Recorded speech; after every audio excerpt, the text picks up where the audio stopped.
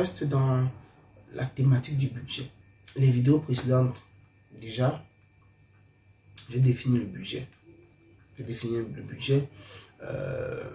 J'ai parlé de la composition du budget qui comprenait le budget de fonctionnement et le budget d'investissement, avec les sous-sections dépenses et recettes. Ok. Et je me souviens bien, j'ai parlé de la distinction entre les dépenses de fonctionnement et d'investissement. Dans cette vidéo, ce que je vais, c'est maintenant la relation entre les deux sections. La relation qui est entre la section de fonctionnement et la section d'investissement. Sans que les deux sections ne sont pas cloisonnées en fait. Ce n'est pas cloisonné, ça ne s'entremêle pas en fait. Mais le lien se fait notamment par l'autofinancement qui comprend l'épargne ou encore les fonds propres. L'autofinancement en fait c'est quoi? C'est le solde d'exécution des opérations réelles. Donc, les opérations réelles peuvent être quoi? Les produits encaissables moins les dépenses décaissables. Je dis encore, je ne suis pas comptable et je ne peux pas parler d'autorité dans cette discipline. Non, je ne peux pas parler de ça, je ne peux pas. Ce n'est pas une discipline qui est très liée au sport. C'est une discipline qui est liée à la vie en général. Et comme dans le sport, tout est devenu business, il est important de comprendre un peu de comptabilité et surtout le budget. Donc, je disais que l'autofinancement, c'est le solde d'exécution des opérations réelles. On dit qu'il y a autofinancement quand il y a surplus de ressources engendrées par les services proposés à la population. Voilà ce que je cherchais. Donc, quand les services sont proposés à la population, ont engendré un surplus de finances. Ok? C'est ce qu'on appelle le financement. Pourquoi je fais cette vidéo? Parce que les responsables de nos collectivités territoriales, les communes, les communautés de communes, les communes rurales, les communes urbaines, on doit arrêter de prendre des personnes qui ont roulé leur bourse dans un domaine précis, qui sont à la retraite et qu'on envoie dans la gestion de nos collectivités territoriales. Il faut des jeunes, non pas des jeunes, il faut des personnes, du personnel formé qui ont le minimum de connaissances dans ce qu'on appelle la gestion. Et comment faire pour produire des fonds. C'est pour ça que j'évoque dans ce cas la relation qu'il y a entre les sections de fonctionnement et d'investissement. Et j'évoque premièrement l'autofinancement. Donc, l'autofinancement, en fait, ça permet de financer, de façon totale, de façon partielle, les dépenses de la section d'investissement. En ce qui concerne les épargnes, il faut dire qu'il existe trois notions d'épargne. L'épargne de gestion, l'épargne brute et l'épargne nette. L'épargne de gestion, c'est quoi? L'épargne de gestion, c'est la différence entre les recettes de fonctionnement et les dépenses de fonctionnement, en enlevant toutefois le remboursement des intérêts des emprunts. C'est ce qu'on appelle l'épargne de gestion. La différence dans la soustraction, si on dit ça de façon triviale, entre les recettes de fonctionnement et les recettes, entre les recettes de fonctionnement et les dépenses de fonctionnement, en enlevant en fait le remboursement des intérêts d'emprunt. Maintenant, l'épargne brute, à la différence d'épargne de gestion, c'est la différence entre les recettes de fonctionnement et les dépenses réelles de fonctionnement. Ok. Et maintenant, enfin, l'épargne nette, c'est l'épargne brute moins le capital des emprunts et les avances à rembourser. Ça peut être complexe, mais les comptables qui sont sur cette page peuvent venir avec d'autres vidéos. Parce que l'objectif, c'est faire quoi? L'objectif, c'est pas d'éduquer, mais c'est de faire de telle sorte que les responsables de nos... Parce que vous voyez tous ces problèmes de FECAFO, de ministère, de ceci. Personne ne sait. Chacun ne reste pas sa place. Chacun ne reste pas sa place. Et ça crée tout ce méli-mélo. Parce que chacun ne sait pas ce qu'il doit faire de façon réelle. Il est là parce qu'il connaît telle personne à telle officine qu'il a positionné là-bas. Maintenant, je parle de l'emprunt en fait. Je reste dans la composition du budget, je parle de l'emprunt. Disons que dans le cas d'une collectivité, si la collectivité ne dispose pas de ressources internes suffisantes, ce que j'appelais tout à l'heure l'autofinancement, elle peut recourir à l'emprunt. Parce qu'un emprunt ne peut financer que les dépenses d'investissement. Et il faut savoir que les collectivités le plus souvent empruntent du fait avec des taux d'intérêt bas. Notons que le remboursement de l'annuité en capital de la dette qui ne peut être effectuée par les recettes propres, de la collectivité. Le remboursement de l'emprunt ne se fait par les recettes propres, parce que les recettes propres de la collectivité, a produit en tant que recette. Et clôturons la thématique de la composition du budget.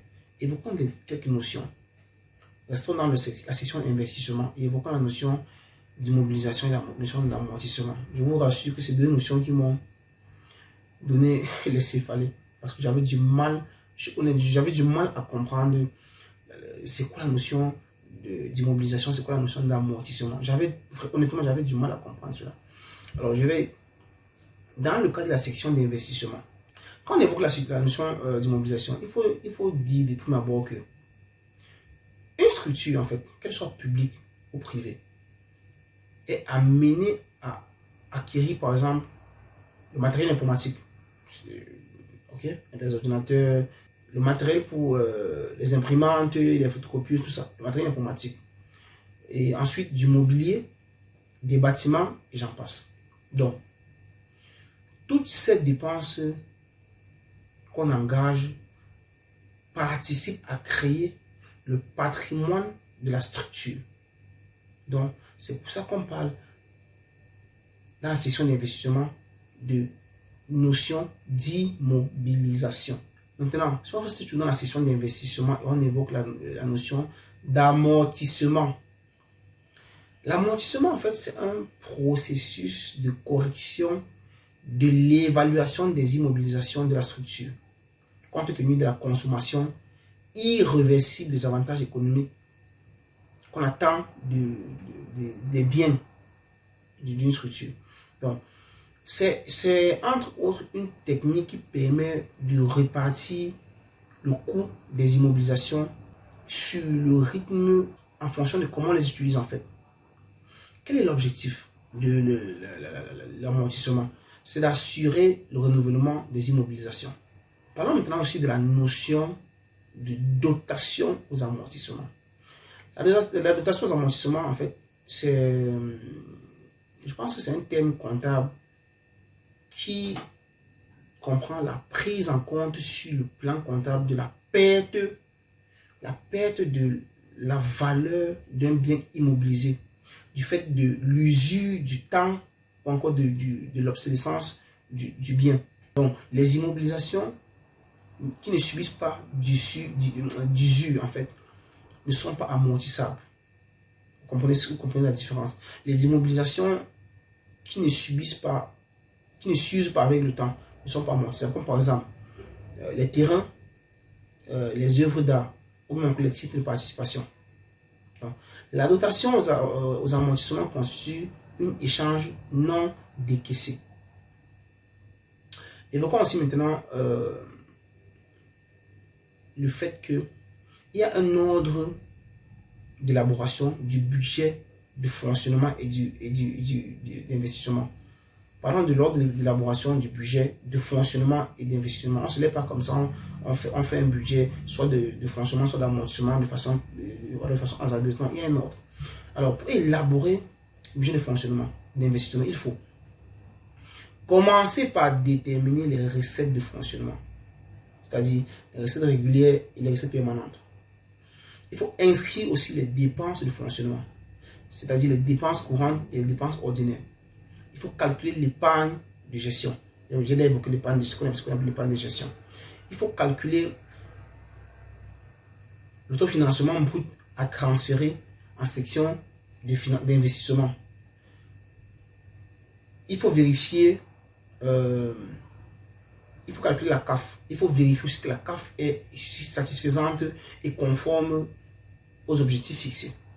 Il faut inscrire le remboursement du capital des emprunts et avances. Il faut vérifier que la CAF rembourse bien le capital de la dette. Il faut Cela permettra en fait de dégager l'autofinancement net. Ensuite, il faut déterminer les recettes d'investissement. Et il faut aussi inscrire en fait les dépenses d'investissement souhaitées et surtout possibles. Voilà en fait le listing. Voilà en fait l'échelonnage en ce qui comprend l'ordre d'élaboration d'un budget, soit de fonctionnement, soit d'investissement. Je pense que j'ai fait le tour de la question en ce qui comprend le budget. C'est quoi un budget? Les différentes parties d'un budget, la composition d'un budget et les notions qui composent la composition d'un budget. Voilà. Je rappelle, j'insiste que je ne suis pas un comptable. J'ai même beaucoup de lacunes en ce qui concerne la comptabilité proprement dit. Ok? Mais il y a des notions en comptabilité qui sont indispensables lorsqu'on aspire à diriger une collectivité territoriale, à diriger un service d'une collectivité territoriale, comme par exemple le service des sports, une entité telle qu'un club, qui est de nos jours des entreprises. C'est important de comprendre, c'est important d'avoir ces notions qui paraissent moindres, mais qui sont prépondérantes dans la compréhension de tout le microcosme de l'univers du sport. Donc, président de club, responsable de nos collectivités territoriales, c'est important que chacun comprenne comment fonctionne un budget. C'est quoi le fonctionnement? C'est quoi l'investissement? C'est quoi les recettes de fonctionnement? C'est quoi les recettes d'investissement? C'est quoi les dépenses d'investissement? C'est quoi les dépenses de... C'est important que chacun puisse comprendre de quoi il est question.